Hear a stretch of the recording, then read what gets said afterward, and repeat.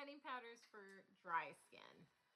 This one, I whipped out the Laura Mercier already for the setting powders for beginners, but I whipped it out again so I could show you that you can use a product for multiple reasons, or that one product can fit multiple people. So that's why I whipped out. And then I brought out the Bobbi Brown. These, once again, 2 recommendations for anybody that's more on the dry side.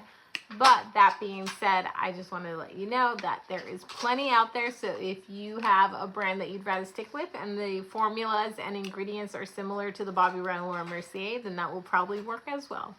So why these ones will work better? Of course, when you are drier, just make sure, because skin prep is, it's going to be more about the skin prep to get the final result, especially depending how much of the setting powder you're going to use. If you're really going to bake it on, then you want to ensure you're doing all the steps of using a hydrating toner, a hydrating moisturizer, a hydrating serum, and a hydrating primer. Then you can go ahead and use your setting powder. Work with the, so you're not going to have oils, so you're not going to, when you have oily skin, you want to work with your natural oils. So the setting powder, you want to make sure they melt together.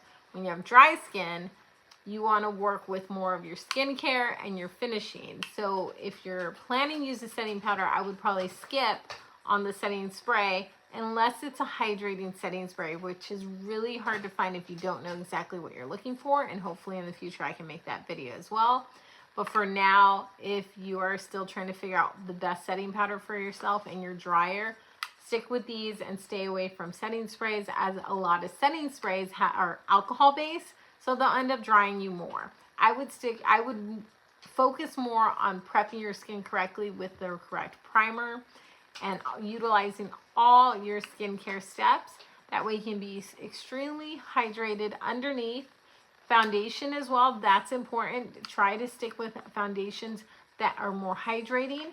So by the time setting powder comes into play and the blush and bronzer, all of it will, all your moisturizer, your skin prep from underneath will come out and melt together, making that buttery, smooth airbrush look.